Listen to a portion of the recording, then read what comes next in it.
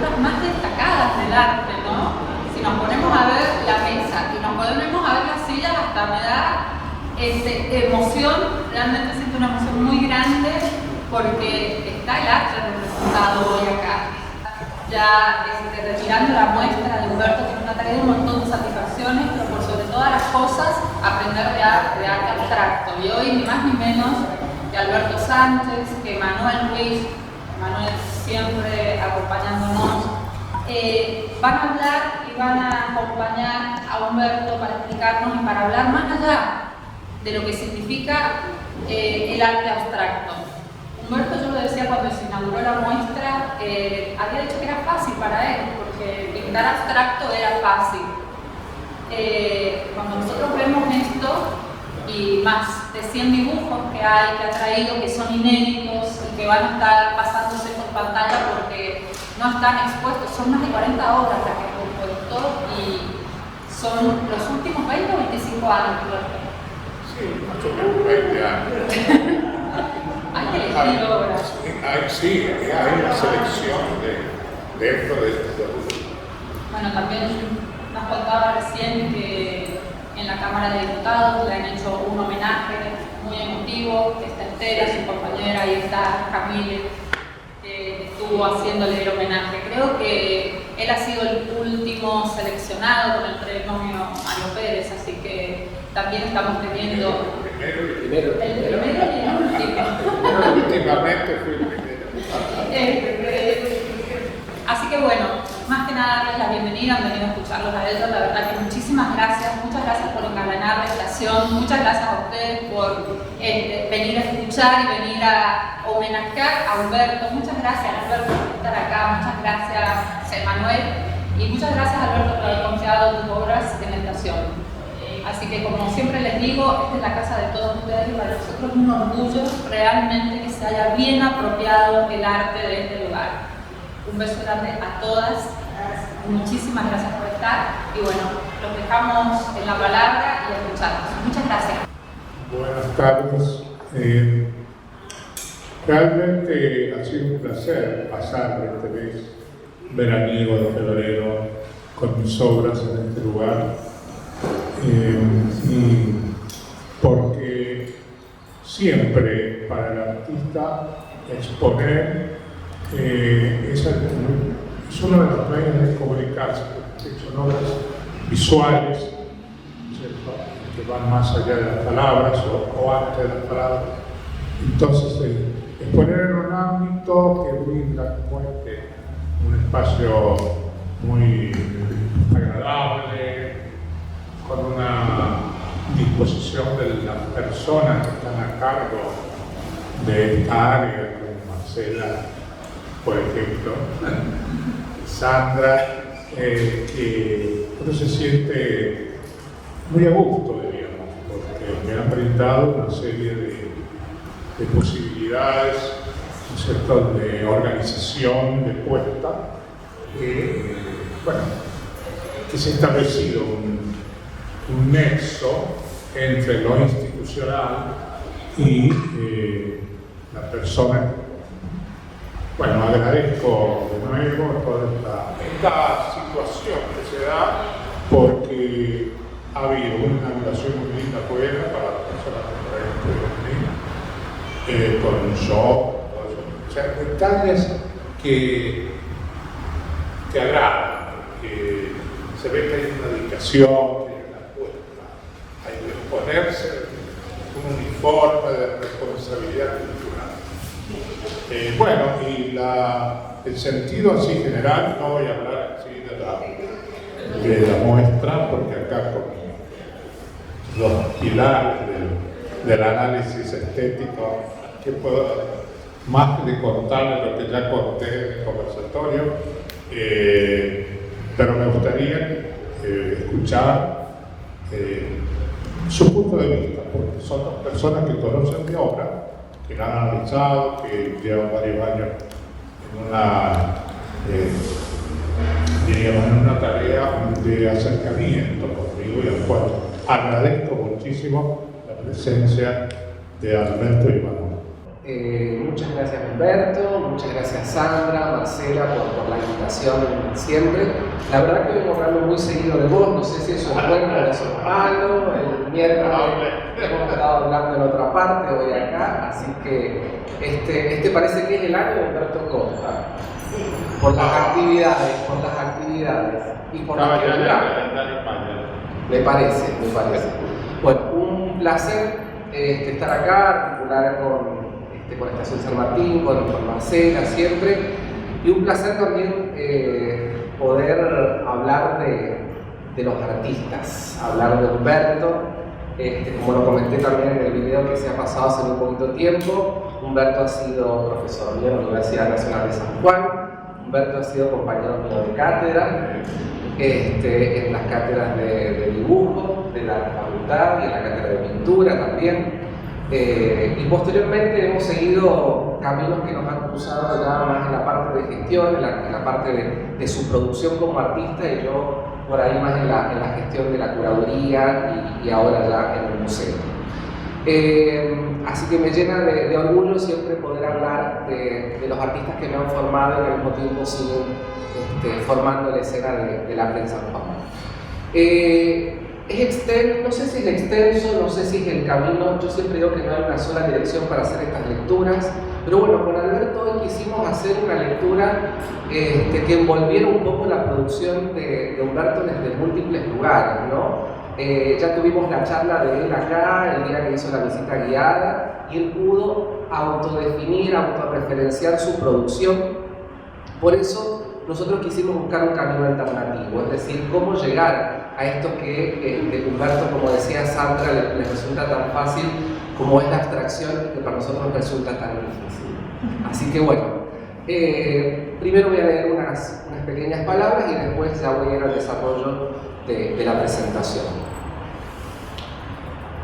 Tanto en escultura, en dibujo y pintura, Humberto Costa ha abordado a lo largo de su trayectoria problemáticas y motivos diversos, centrándose durante los últimos años en representaciones de índole abstracta, en las que se incluye a veces elementos figurativos o alusivos a imágenes telúricas, cósmicas, signos, rúbricas y señales diversas, altamente sugerentes.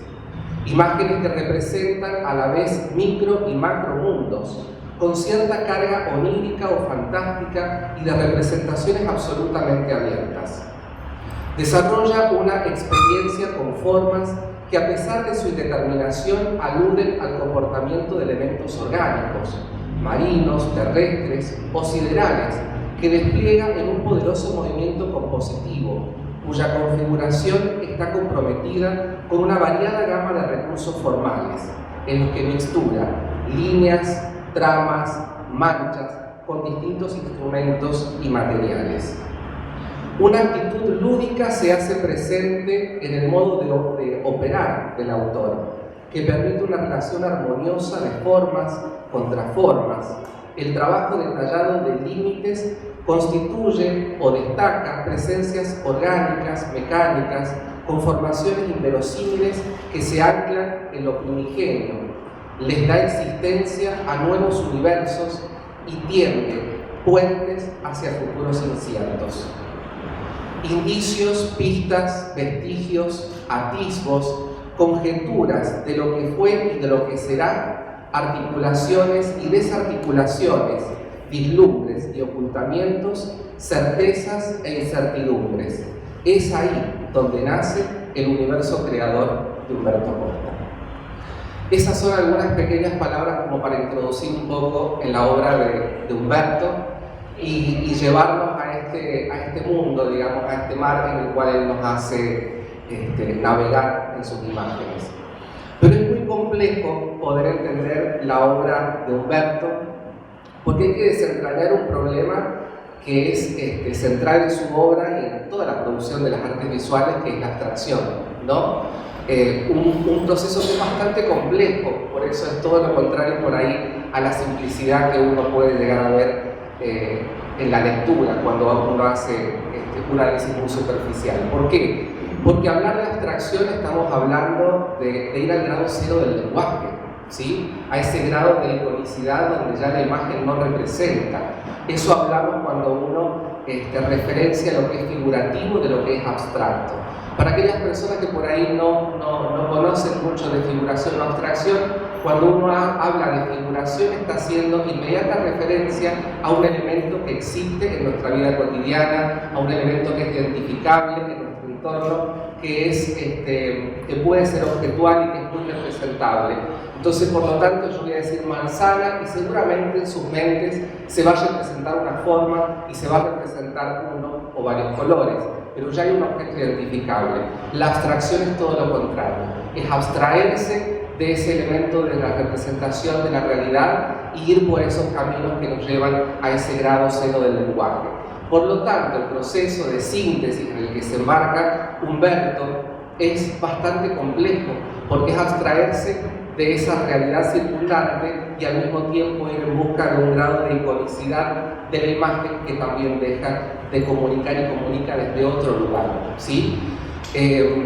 Para entender un poco la producción de Humberto también hay que mencionar que es una obra que evoca, es una obra donde a lo mejor los elementos no están dados de manera directa, pero es muy evocadora en sí misma. ¿Por qué? Porque él siempre nos lleva a estos micro o estos macrocosmos, a estos tiempos y a estos horizontes que son puestos de alguna manera desde la subjetividad del artista y desde donde nosotros tenemos que entender. Humberto en esta muestra también nos hace referencia de alguna manera a su faceta de reciclador. Reciclador no solo en el concepto de un ensamble de objetos escultóricos como tenemos en este momento en sala, sino un reciclador de imágenes, una persona que hace un collage, una transformación en el proceso de conformación de la morfología de sus formas. Entonces él recicla las formas de su medio circundante, se las apropia y finalmente las va a volver a disponer en este nuevo universo que él siempre crea para nosotros. Es un apropiador, Humberto, también podríamos decir, en el concepto de la apropiación como esta idea de que él saca de estos referentes, de estas texturas, de estos elementos que lo van a estar interpelando a él en lo cotidiano y los va a poner al servicio de cada una de estas obras. Por lo tanto, Humberto de alguna manera lo que hace es reescribir desde el texto de lo visual estos nuevos universos, ¿sí? Esa es un poco la idea de la lectura de Humberto. Pero ahora vamos a ir a un proceso un poquito más largo. ¿Cómo entender, digamos, un artista contemporáneo que está trabajando desde la abstracción, ¿no? ¿Cómo entender este proceso en la contemporaneidad? Y es un proceso que viene de larga data. Y con Alberto nos preguntamos, para hacer un panorama del arte de San Juan, de cómo esto ha ido también avanzando a lo largo del tiempo. Y San Juan ha sido un lugar que ha tenido de alguna manera artistas con mucha vanguardia, artistas que ya a principios de siglo, estamos hablando, fíjense, este artista que hacia 1920 está de alguna manera haciendo una síntesis desde la línea, desde la pura línea, ¿sí? En la representación de la figura, en este caso de los retratos. Entonces tenemos un artista como Antonio Bermúdez Franco, que de alguna manera está avanzando en esta ruptura, en esta descomposición de la imagen y se está apartando hacia el campo de la abstracción en este proceso, ¿no? De un estadio donde lo figurativo a lo mejor empieza a irse por diferentes caminos. Manuel Marín Ibáñez también lo hace con su pintura Día Gris. Desde el año 1934 este artista empieza a descomponer la imagen, la pintura, el paisaje, en manchas, en gestos, como también lo empezaron a hacer los artistas de las vanguardias ya europeas, ¿no? Hacia fines del siglo pasado, donde fueron de alguna manera descomponiendo la imagen en pequeñas manchas, en pequeños colores, y van alejándose un poco del motivo de representación figurativo. Nuestros artistas también son muy pioneros desde el punto de vista de San Juan, y podemos ver una Vivi Sopé, una artista libanesa radicada en San Juan, también en contraposición o en unión, en un empalme a la línea de producción de Miguel Burgoa Videla, donde cómo van simplificando la forma, donde cómo el recorte, el marco desde el cual yo voy a tomar la imagen hace que me esté alejando de la realidad. Yo siempre digo que nosotros tenemos una vista 360 y podemos ver la totalidad de un paisaje, pero un artista hace un recorte, hace un marco, digamos, ya saca del entorno, de lo natural, de lo real, ese recorte, y al hacer un recorte también está abstrayendo, se está alejando de esa realidad y de esa figuración. Santiago Paredes, con el documental Terremoto, también de alguna manera empieza a hacer un proceso ya en el año 44 de una abstracción muy particular.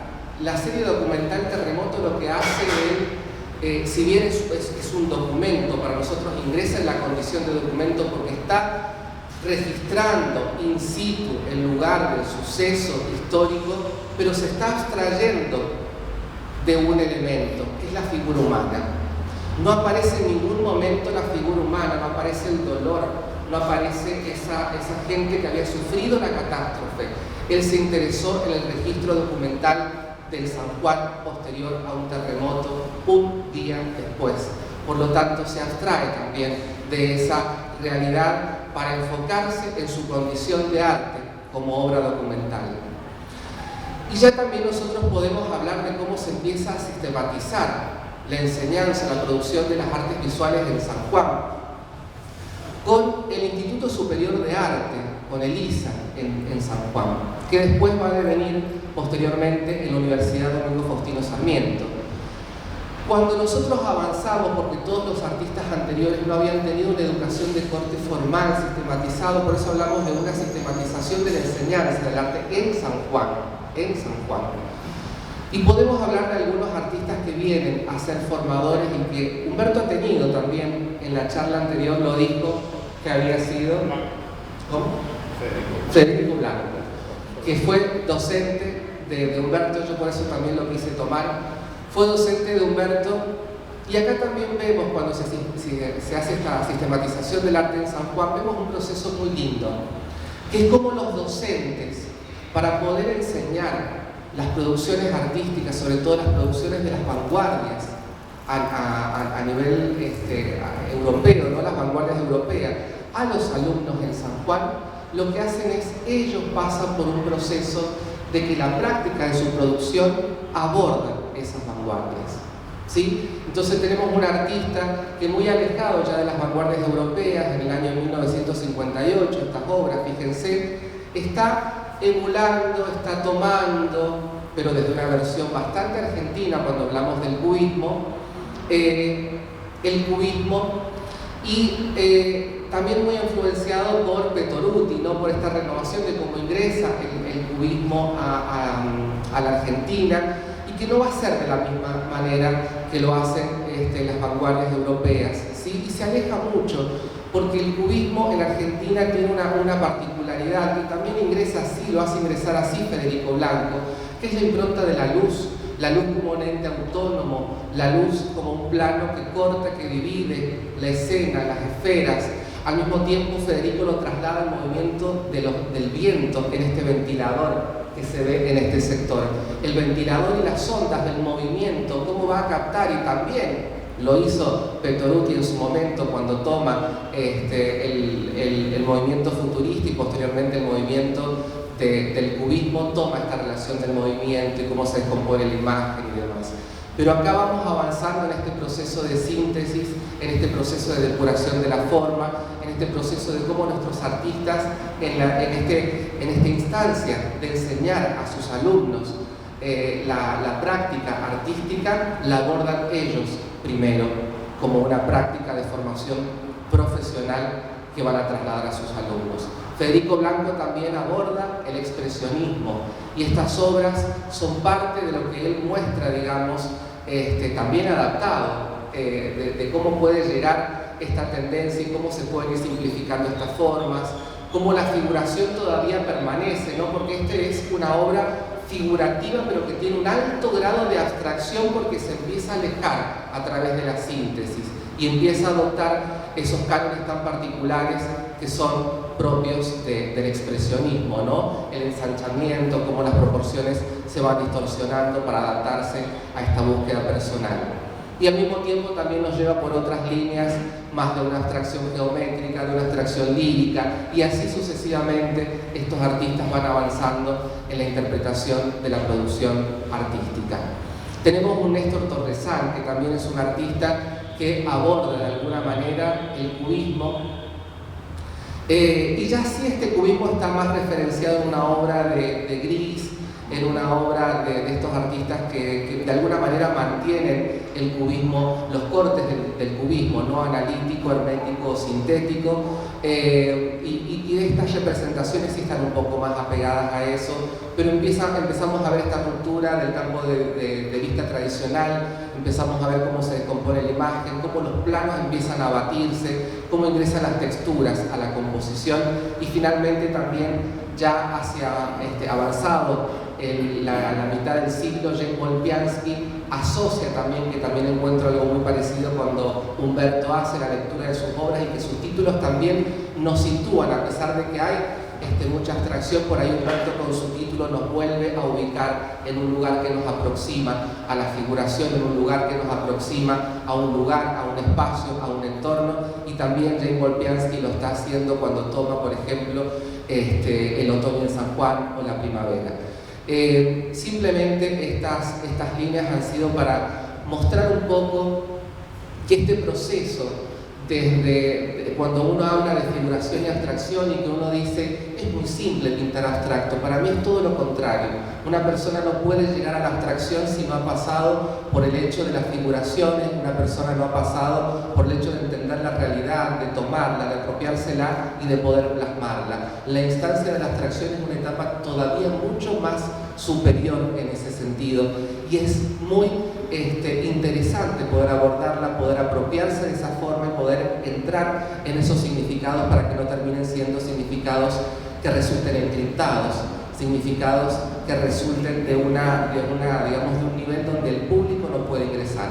Por eso me parece que Humberto, cuando hace el ingreso a sus obras, nosotros podemos encontrar en su obra cada uno de estos elementos que nos vinculan de alguna manera con las texturas de lo natural, que nos involucran con lo onírico, que nos involucran con estas naves de Tiempo y Horizonte, que es una serie que me fascina de Humberto y que de alguna manera nos van llevando a esos lugares cósmicos a los que Humberto nos transporta en estas obras. No quiero hacer muy extenso, pero simplemente era hacer este planteo para entender la obra de Humberto desde los artistas que han ido formando el imaginario de la producción artística en San Juan, y cómo la abstracción es un elemento, un lugar de referencia muy importante en la producción de San Juan.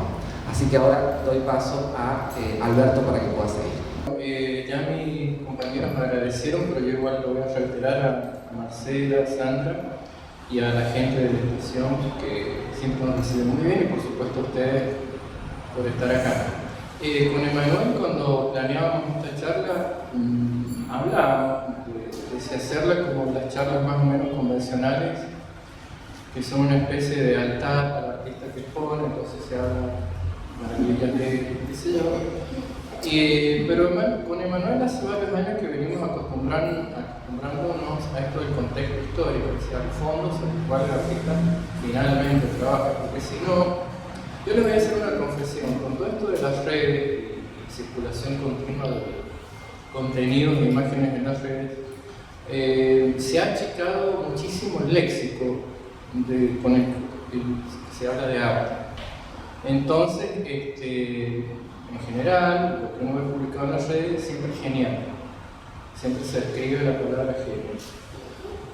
Y eso me hizo pensar, como alguna vez lo pensó también Barthes cuando hablaba del discurso amoroso, como hoy el discurso amoroso se ha achicado tanto, no tenemos ni siquiera los recursos que tenían nuestros padres o abuelos, mucho más atrás para referirse a esto, sino que también se van achicando los discursos, y eso nos preocupa muchísimo. Así que decidimos hacer esto, que es hacer como un fondo sobre el cual por ahí es posible que ustedes saquen algunas conclusiones acerca de Humberto, en lugar de que nosotros digamos que es genial. Entonces, Yo hice también un recorte que le voy a pedir a Emma que me pase esas imágenes. Bueno, esto no es, o sí. Ahora sí. Yo elegí a 4 artistas porque tienen cierta vinculación con la escultura o siempre tuvieron una oscilación entre la bidimensión, el dibujo y la pintura y la escultura. Y además los conocí bastante. Una, Pepe Villanova, que fue ceramista, pero en realidad fue mucho más que ceramista. Y Pepe, cuando hizo escultura, oscilaba tranquilamente, sin ningún cargo de conciencia, entre lo más figurativo que ustedes pueden imaginar, reciclar objetos, por ejemplo, y no ocultar los distintos objetos, un mate, una botella es una botella, etc., que es toda la que ven arriba y que está expuesta en el Museo Rawson en este momento. Pero también era capaz, lo he visto para hacer eso, de pasarse tardes enteras con el método de la taracea, es decir, los pedacitos de madera que van encajados una en otra, hasta lograr esferas, esferoides y derivados de las esferas con nombres muy extraños que yo ni siquiera soy capaz de recordar, de una abstracción geométrica que era muy sorprendente cuando uno solo tenía en mente la visión del oficio de ceramista de Pepe. Pero en realidad él oscilaba siempre entre esto de la abstracción y una figuración muy acentuada. Elegí a Héctor Johnson, que también hay obra de él que se puede ver en el museo, que si bien trabajó con material reciclado y a veces se acercaba a la abstracción, también desde la escultura se acercaba a la bidimensión, porque las obras de Héctor, como lo pueden ver acá perfectamente, uno las puede ver casi como un dibujo en el espacio, fuera que son volúmenes, etc. Pero además incorpora elementos muy neutros o no figurativos, líneas, curvas, contracturas, etc., pero de repente aparece un rostro, una referencia, etc. Si ustedes después pasan a la sala que está atrás mío, van a ver esculturas de Humberto en donde él hace cuestiones muy parecidas, digo, no parecidas a Héctor, sino conceptualmente parecidas. Hay bestiarios. Alberto, en este momento me han sorprendido las esculturas de Héctor, que yo también tuve relación, digamos, de equipo de cátedra con Héctor Johnson, un minucioso escultor, casi un joyero de escultura. Y bueno, sí, es verdad lo que es de la situación de bidimensión que se produce en varias de las esculturas que están acá, donde desde un ángulo uno puede apreciar la obra por ahí sin necesidad de rodearla, que más o menos se hace el concepto de la obra, como son estas imágenes que una vez vos me dijiste, me acuerdo, Alberto, sería lindo por ahí que dibujaras, ¿recuerdas? Algunas esculturas, esas muy estrechas de plástico, ¿no? Que se prestaban, o sea, como hay un nexo entre la línea y el volumen. Eneida Rosso es una persona que también está muy vinculada a la escultura y también es capaz de, no sé si he puesto algo más en ella, creo que sí. Sí, ahí está. En esta placa se ve bien cómo ella es capaz de partir una figuración y si ustedes quieren y me apuran, hasta una figuración americana, digamos que a veces como las de arriba uno encuentra múltiples referencias a las culturas precolombinas, pero también es capaz de trabajar sobre elementos del jardín, el agua, la vegetación, etc., pero sin ser figurativo, sino rescatando solamente el concepto de lo fluido, lo orgánico, etc. Piezas además de difícil ejecución, que Humberto lo he visto hacer eso también en piedra, en trabajo en piedra, que requiere un esfuerzo físico extra, digamos, no es solamente que uno piensa algo, lo lleva a cabo, sino que hay un procedimiento técnico duro, difícil, arduo, que ya voy a hablar muy brevemente al final de esto. Y elegí a Mario Pravaldi, que también tiene una relación pero con la arquitectura, esta vez, igual con el volumen, en donde tampoco está claro si lo que Mario hace es estrictamente figurativo o estrictamente abstracto, o más bien, como pensamos con Emanuel, que en la región, cuando hablamos de la región hablamos de Cuyo, una región que desde el siglo XIX se ha asentado en la Argentina con particularidades muy propias, hay que investigar y escribir sobre eso, porque en general las historias del arte que leemos son centrales, es decir, porteñas, en donde los héroes del relato adivinen quiénes son, ¿sí?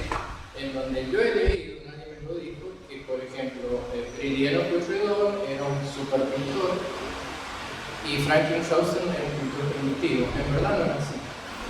No es así, y si uno lee los textos críticos de aquella época colonial, se da cuenta que Chaucer era valorado como un pintor al mismo nivel que Prilidiano, pero bueno, después los relatos centrales hacen eso, ¿no?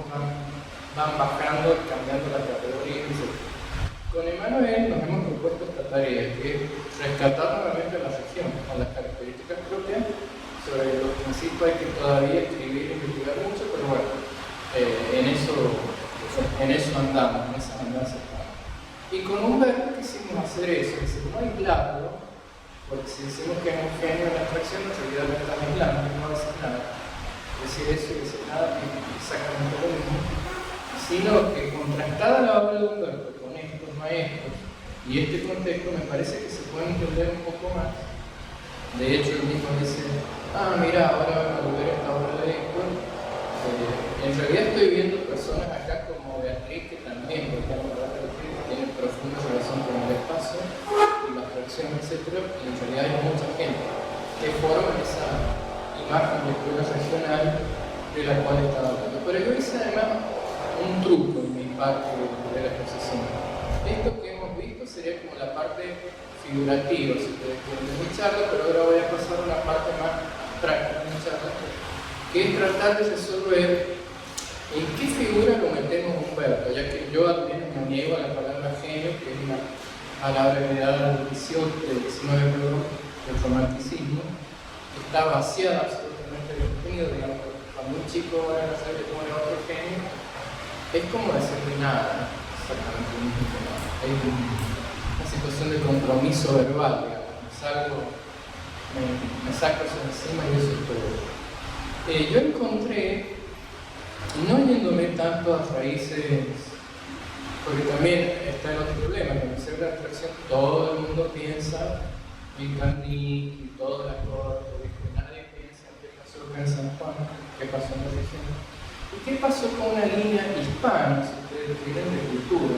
Porque, a ver, si ustedes analizan los apellidos de esta mesa, en que estamos sentados acá, está Río Ruiz, está Costa y está Sánchez.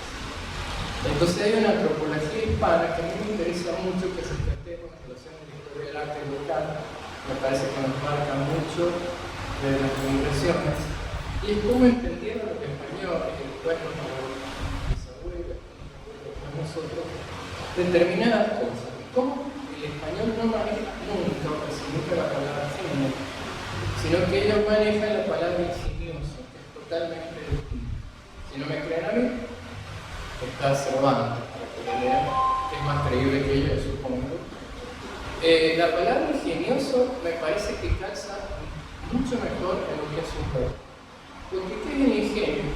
Buscando un poquito, buceando un poquito, encontré que lo mejor que se ha escrito sobre el genio en España y heredado por nosotros luego, está escrito hace 1575, muy antiguo.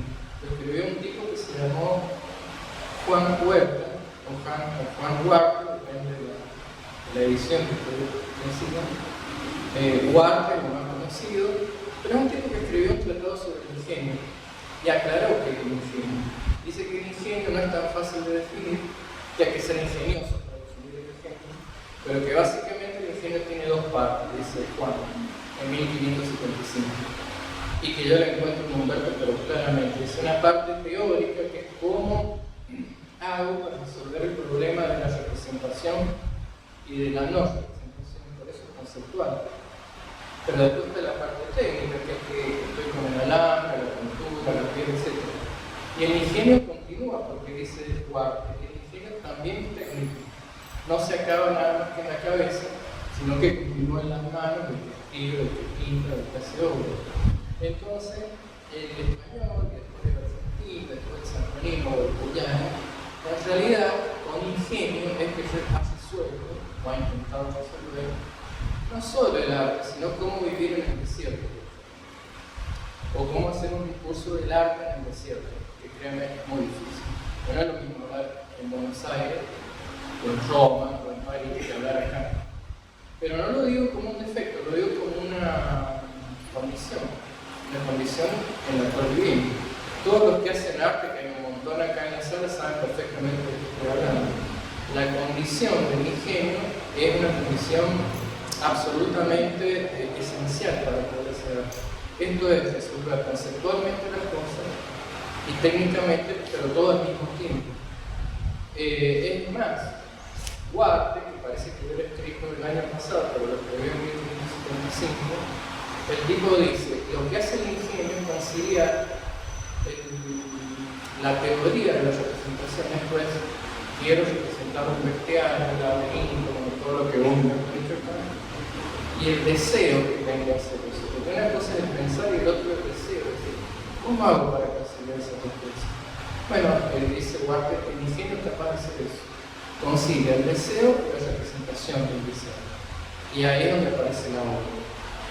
Cuando yo veo las obras de Humberto, y en general la de todos los artistas sanjuaninos, sobre todo de los artistas sanjuaninos que no se dedican a estar tan pendientes de la moda, o de lo último, o de lo que pega, o de lo que está vendiendo más, yo encuentro ese rasgo regional característico de raíz hispana, no francesa, no nórdica, no griega, digamos, tenemos poco de la antigüedad clásica acá, pero tenemos mucho más que decir. Lo que pasa es que hay que hurgar en estos textos, en estas ideas, y pensarlos entonces no como genios, sino como ingeniosos, es decir, como personas que somos capaces de conciliar la teoría y el deseo, y eso lo conciliamos en una obra. Eso me parece que aparece en muchas obras que están ahora en sala, y hacer este pequeño estudio me sentí bastante orgulloso de tener tantos amigos ingeniosos, muchos amigos ingeniosos. Se las ingenian, las tipas y los tipos ¿no? Se las ingenian para hacer arte, para hablar de arte, para escribir de arte. Así que yo no te voy a poner que soy un genio, pero sí que soy ingenioso en la serie. Bueno, yo llegué hasta acá, pero quise hacer una charla entre figurativa y abstracta. Lo de ingenioso es bastante abstracto, porque son solamente palabras, pero en realidad uno lo puede ver en obras. Entonces que se haga un círculo que es casi interminable, lo que está muy bien cuando uno habla acá. Bueno. Gracias. Como siempre, hurgando en espacios y en horizontes por ahí que no los percibimos. Sí, en realidad, me gustó mucho el análisis de Manuel y de Alberto, porque siempre uno aprende,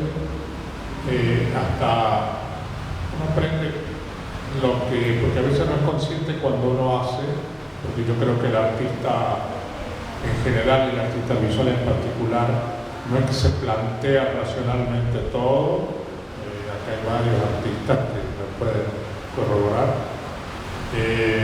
sino que, bueno, las reflexiones a veces pueden estar insertas en la obra, pero no dichas verbalmente, porque la distancia entre la expresión verbal, entre la palabra y la imagen o el volumen o la música o lo que sea, son distintas formas, distintos modelos de expresión. No son, yo por ejemplo desconfío mucho en aquellas obras que necesitan demasiada explicación verbal, que son otra forma, y que la expresión verbal también tiene su autonomía en la poética, ¿no es cierto?, que es como si dependieran de esa expresión verbal para tener legitimidad. Por supuesto que siempre la expresión verbal ayuda, incorpora, analiza, ¿no es cierto?, porque para eso nos comunicamos todavía, por suerte, con el lenguaje, a pesar de tanto boticón que hay ahora. Pero bueno, yo creo que es saludable la relación entre dos manifestaciones de la comunicación que conforman esta red que necesitamos los seres humanos para establecer algún tipo de contacto. A veces más explícita, a veces menos explícita, a veces concertante, porque hay mucho del arte actual del desconcierto, en la provocación, pero siempre lo negativo, la provocación hecha con una intención artística, yo creo que es válida, ¿cierto? Lo que pasa es que se sale de lo que aflora a flor de piel, diríamos, entonces nos faltan ciertas obras actuales. Pero bueno, ¿qué vamos a decir de estos días, no es cierto? Que de pronto está ya un conflicto bélico y el hombre se le fueron de las manos todas sus intenciones, sus buenas intenciones, y estalla en algún lugar del mundo algo que nos preocupa a todo el mundo. Bueno, mi agradecimiento de nuevo para estas dos personas tan sesudas en sus análisis y tan profundas en sus afectos. Muchas gracias. ¿Qué decir después de escuchar? Creo que no se puede sumar mucho más. Damos un cierre más que lujoso a la muestra de Humberto. Trayecto para nosotros como Centro Cultural de Puertas Abiertas ha sido verdaderamente un lujo en un mes de febrero donde celebrábamos la fiesta del sol, y al estar ausente el sol siguió acá brillando. La muestra de Humberto ha sido brillante, luminosa, ha sido visitada por muchas personas, no solamente locales, sino también ha habido mucho turismo en San Juan que ha venido a apreciar la muestra de Humberto. Hemos tenido el conversatorio con él, la visita guiada, la verdad es que hemos recorrido pieza por pieza. Los invito antes de retirarse a hacer la última visita guiada. Aprovechen que está Humberto para poder charlar un poquito con él, sacarse las dudas. Voy a agradecer al ingenio.